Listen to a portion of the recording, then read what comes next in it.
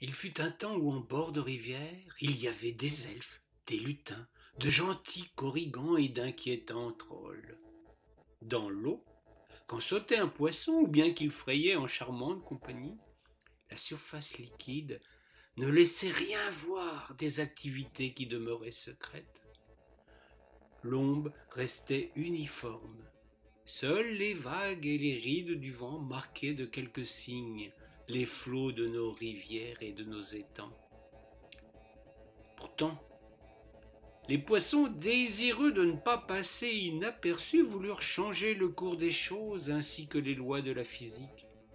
Ils se plaignaient que les humains qui vont sur terre les ignorent de la sorte.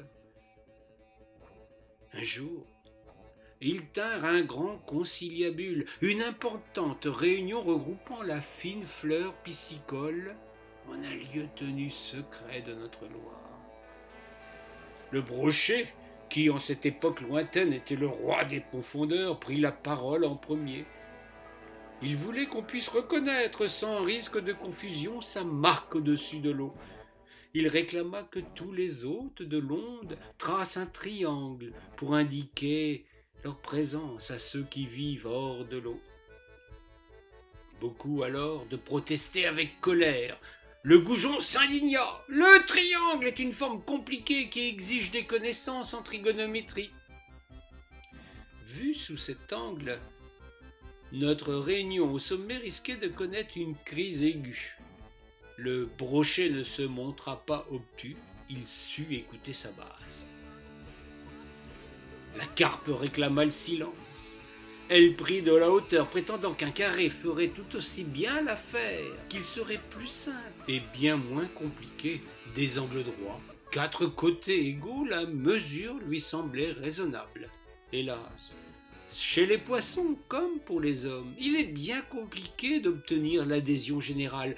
Une tanche fit remarquer que les angles risquaient de blesser ceux qui s'y cogneraient. Le carré fut à son tour rejeté de la surface de l'eau. Une modeste perche voulut tendre la sienne à cette noble assemblée. Elle se félicita d'abord qu'on éliminât les polygones, à commencer par le mystérieux pentagone. Elle recommanda qu'on abandonne l'idée saugrenue d'ajouter d'autres côtés. Sur le fond, on lui donna raison.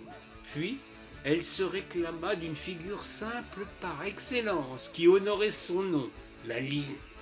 Ses amis protestèrent avec colère. Où as-tu pêché une telle idée? La suggestion se brisa net sur cette réplique. La blette tint propos prémonitoire. Ne poussons pas le bouchon trop loin avec cette idée de ligne. Les humains ne mordront pas à l'hameçon. Sa consoeur arc-en-ciel eut ensuite droit à la parole. Elle réclama, vous devez vous en douter, un arc qui se propagerait sur l'eau tout en se tournant vers le soleil. Les autres poissons firent feu de tout bois contre cette idée saugrenue. « Comment savoir où se trouve le soleil les jours de pluie ?» demanda un gardon. « Qui déterminera le rayon de courbure sans qui un verron plus savant que les autres ?»« Un arc sans flèche, voilà une idée qui n'a pas de sens, » conclut Lallose, qui mit un point final à cette suggestion.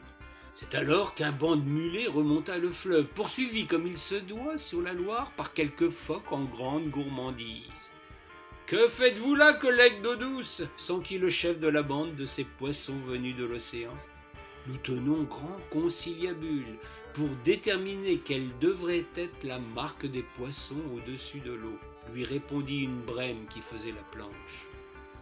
Pour être mulet, le poisson migrateur n'était pourtant pas un âne. L'un d'eux eut une réflexion. Vous avez vous-même le fin mot de l'histoire. Cherchez dans ce que vous êtes en train de faire, la réponse s'offre à vous. Puis, le malin s'en sauva bien vite, accompagné de tout son banc et de l'arrière-banc. Les phoques se faisaient de plus en plus pressants, il ne fallait pas traîner sur cette ligne d'eau. La troupe resta coite quelques instants. Quel était le sens sibyllin de cette énigme muletière? Chacun se perdait en conjectures. Il y eut un grand remue-ménage au fond de l'eau. Beaucoup d'espèces restèrent bouche bée, ne trouvant plus rien à dire. La journée allait tourner en queue de poisson quand une anguille, à qui l'on ne demandait jamais rien, osa cette remarque. « Conciliabule, conciliabule ! Aurions-nous tous une tête de conciliabule? Pour anodine et inutile que fût cette remarque, elle fit écho dans la tête d'un barbeau qui faisait le malin. « Bon Dieu, mais c'est bien sûr !» dit celui-ci en se frappant la nageoire caudale. Nous avions la réponse sous les yeux et nous étions incapables de la voir. Quelle bande de harengs nous sommes!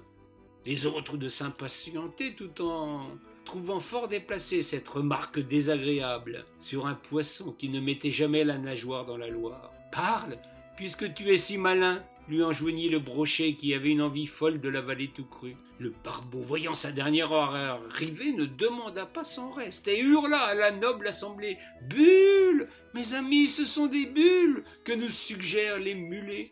Ce sont donc des ronds dans l'eau que nous devons faire pour nous sortir de ce cercle visqueux. » Depuis ce jour, sur la Loire et sur toutes les autres surfaces, nos amis dans l'eau signalent leur présence par de magnifiques cercles qui se propagent sur l'eau comme une onde pure à la vitesse théorique de 13,41 cm à la seconde, s'il n'y a ni vent ni perturbation. Je vois bien que cette histoire ne semble pas vous convaincre. Méfiez-vous cependant de ne pas rester comme deux ronds de flanc. Vous pourriez à votre tour faire comme notre ami le pape, des bulles à longueur de journée.